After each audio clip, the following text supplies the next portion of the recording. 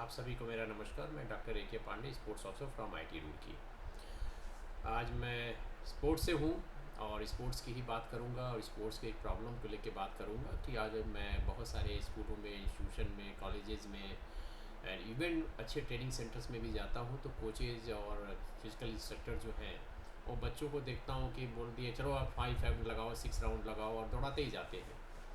ये एक बहुत बड़ी समस्या है कि बच्चों को इसके बाद बहुत सारी प्रॉब्लम्स सामना करना पड़ता है। नेक्स्ट डे इतने थक जाते हैं कि स्कूल नहीं आ पाते हैं, बहुत सारे इंजरीज भी हो जाते हैं, हार्ट संबंधी भी प्रॉब्लम हो जाती है। तो मैं एक छोटा सा टॉपिक ये बताना चाहता हूँ कि हमारे बॉडी के अंदर कुछ वॉलंटरी मसल होती हैं, कुछ इनवॉलंटरी मसल होती हैं। वॉलंटरी मसल वो मसल होती हैं जैसे हमारे हाथ पैर की मांसपेशियाँ, हाथों की मांसपेशियों के बारे में बात करूँ तो हमारी है डेल्टाइड है, बाइसेप्स है, ट्राइसेप्स है और शोल्डर में ट्रेपिजियस है। और पैरों की मांसपेशियों की बात करूँ तो क्वाड्रिसेप्स है, हैमस्ट्रिंग है, काफ मसल है।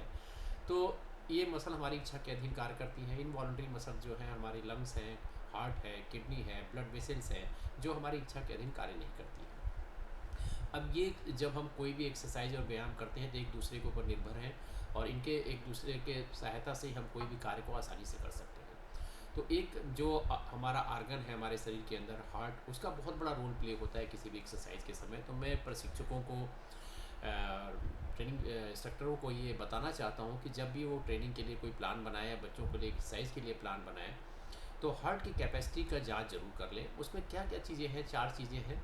एक तो सिंपली आप देखिए कि किसी भी जब कोई बच्चा आता है तो आपके पास या गर्ल्स आती है आपके पास, तो उसका देखिए कि उसका हार्ट बीट के बारे में आपको नॉलेज होना चाहिए। हार्ट बीट क्या होता है मैं सिंपल बता रहा हूँ। जब एक बार हमारा हार्ट सिस्टोलिक और डायस्टोलिक करता है तो उसको एक एक बीट बोलते हैं और उसके द्वारा वो सारे शरीर में ब्लड की सप्लाई करता है। लेकिन आप लोग को ये भी पता होगा कि एक सामान्य व्यक्ति का 70 से 80 के बीच में पल्स रेट होता है और गर्ल्स में ये देखा गया है कि उनका पल्स रेट 5 to 10% पुरुषों की अपेक्षा ज़्यादा होता है। तो अब यहाँ पे आप सामान्य हार्ट रेट को मालूम है, सबको बारे में पता है।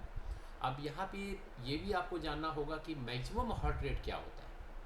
अब आपकी हार्ट की जो कैपेसिटी है वो मैक्सिमम होता है एज के अकॉर्डिंग निर्धारित किया जाता है। जैसे मान लीजिए कि एक सिंपल मैं आपको एक सिंपल फार्मूला बताता हूँ कि मैक्सिमम हार्ट रेट कैसे निकालेंगे। तो 220 minus age for boys, 226 minus age girls के लिए होता है। मान लीजिए कि कोई आपके पास 20 साल की गर्ल्स आती है या बॉयज़ आते हैं, तो उनका ये फार्मूला में रख के आप उसका मैक्सिमम हार्ट रेट निकाल सकते हैं। मान लीजिए कोई बॉयज़ है 20 ईयर्स का है तो 220 माइनस उसका मैक्सिमम हार्ट रेट होगा, कितना जाएगा, 200 जाना चाहिए। अब ये 200 तो मैक्सिमम हार्ट रेट हो गया। लेकिन अगर मान लीजिए कि आपके 50 बच्चे हैं और सबके 20 ईयर्स के 200, तो आप लोड नहीं, उनके हार्ट बीट को ड्यूरिंग एक्सरसाइज नहीं ले जा सकते। तो मैक्सिमम हार्ट रेट को आपके पास तो आ गया कि इतना इनका मैक्सिमम हार्ट रेट जा सकता है। लेकिन सबकी कैपेसिटी एक जैसी नहीं होने के कारण से आपको यहाँ पे उनका टारगेट हार्ट रेट निकालना होगा। टारगेट हार्ट रेट क्या होता है? उस अवस्था में हार्ट रेट को ले जाना जहाँ तक कि खिलाड़ी आसानी से कोई व्यायाम कर सके, उसको कोई भी व्यवधान उत्पन्न ना हो और कोई भी उसके द्वारा उसके शरीर को क्षति न पहुँचे, उसको हम टारगेट हार्ट रेट कहते हैं। अब मान लीजिए कि मैक्सिमम हार्ट रेट 200 हुआ। अब टारगेट हार्ट का निर्धारण कैसे करेंगे, कैसे जानेंगे टारगेट हार्ट कैसे निकालें? अब टारगेट हार्ट रेट भी एक चीज़ पे डिपेंड करता है जिसको रिकवरी हार्ट रेट बोलते हैं। तो सिंपली टारगेट हार्ट को आप समझने की कोशिश करिए कि मान लीजिए कि एक साइंटिफिक तरीका ये है कि आप उसको कहिए बच्चों को, जो बच्चे आते हैं पहले दिन टेस्ट लेने के लिए, कि आप 200 मीटर अपनी कैपेसिटी के अकॉर्डिंग तेज़ दौड़ के आओ। अब वो दौड़ के आया तो आप तुरंत ये करिए कि उस समय बोलिए कि सब बच्चे अपना पल्स रेट करो। और पल्स रेट लेने के 2 तरीके हैं, बहुत है हमारे। एक तो आप अगर कोई इंस्ट्रूमेंट नहीं है तो एक सिंपल तरीका होता है, आपके कलाई के ठीक नीचे, थंब के ठीक नीचे 2 इंच नीचे अपने 3 फिंगर्स को रखिए और उनके आप स्पंदन को या उनके बीट्स को महसूस कर सकते हैं। तो जैसे ही दौड़ के आता है आप उसको 15 सेकेंड तक लीजिए।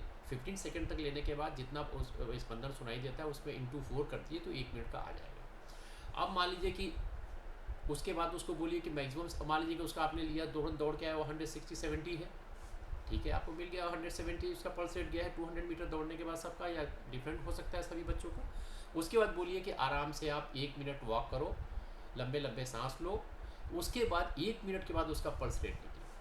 अब यहाँ पे देखिए कि उसका रिकवरी हार्ट रेट, रिकवरी मतलब कि उसका पल्स रेट कितना नीचे आया, उसको रिकवरी हार्ट रेट बोलते हैं। अब वहाँ पे रिकवरी हार्ट रेट मान लीजिए उसका 12 के नीचे है, तो ये बहुत ही पुअर है। और ये अगर 12 के नीचे आता है तो आप उसका जो मैक्सिमम हार्ट रेट है उसका आप 50% से ज़्यादा ड्यूरिंग एक्सरसाइज नहीं कर सकते। तो मान लीजिए 20 ईयर्स का तो 100 से ज़्यादा उसका नहीं जाना चाहिए पल्स रेट ड्यूरिंग एक्सरसाइज। अगर मान लीजिए उसका 12 टू 20 के बीच में है तो आप उसको 60% तक ले जा सकते हैं, उसके हार्ट रेट को 60%, मैक्सिमम का 60% हार्ट रेट का ले जा सकते हैं। अगर मान लीजिए 20 to 30 के बीच में है तो गुड है, मतलब इसकी रिकवरी जो है, रिकवरी हार्ट रेट है वो अच्छी है, तो आप उसको 70% तक, उसके मैक्सिमम हार्ट रेट का 70% तक लोड दे सकते हैं। अगर मान लीजिए कि 30 to 40 के बीच में है तो उसको एबव 80% के भी उसके हार्ट बीट को ले जा सकते हैं। अगर मान लीजिए एबव 40 है तो आप उसको 200 तक भी लोड दे सकते हैं। तो यहाँ पे आपने ये देखा है कि ये जो हार्ट रेट है, मैक्सिमम हार्ट रेट है, टारगेट हार्ट रेट है, टारगेट हार्ट का निर्धारण कैसे करेंगे, रिकवरी हार्ट रेट के द्वारा करेंगे। तो ये हमने आपको ये कैपेसिटी बताई कि इसके द्वारा से आप उसका हार्ट रेट को देखते हुए उसके लिए जब ट्रेनिंग प्लान बनाते हैं तो उसको उसके हार्ट रेट की कैपेसिटी को जानने के बाद आप आराम से उसको ट्रेनिंग दे सकते हैं। हर बच्चों का ग्रुप डिवाइड कर सकते हैं कि ठीक है इनका रिकवरी पीरियड ऐसा है, इन ग्रुप का रिकवरी पीरियड ऐसा है, और बाकी 2-3 ग्रुप बना लीजिए जिसमें उनके हार्ट की कैपेसिटी रिकवरी पीरियड के अकॉर्डिंग आपने चेक किया हुआ है। उसके बाद उसी इंटेंसिटी से उसके आधार उनको ट्रेनिंग दे सकते हैं और उनकी कैपेसिटी के अनुसार स्टेप वाइज पे ट्रेनिंग देते हुए उनके हार्ट की कैपेसिटी को इम्प्रूव कर सकते हैं। तो आज मैं ये आप लोग को 2-3 चीज़ें जो बताई हैं, एक तो आपको 220 माइनस एज के द्वारा मैक्सिमम हार्ट रेट कैसे निकालते हैं और उसका टारगेट हार्ट रेट कैसे निकालते हैं, और target heart rate recovery heart rate के ऊपर डिपेंड करता है, और रिकवरी हार्ट रेट भी बता दिया आपको कैसे निकाला जाता है। तो इन चीज़ों का अगर ध्यान रखेंगे तो अच्छी तरह से बच्चों को ट्रेनिंग दे सकते हैं बिना थकावट के। वो नेक्स्ट डे भी आपके स्कूल में आएंगे और उनके धीरे धीरे आप हर महीने या 15 दिन के बाद उनके रिकवरी पीरियड को चेक करिए और उसके अनुसार अपनी ट्रेनिंग प्लान बनाइए। Thank you very much. नमस्कार।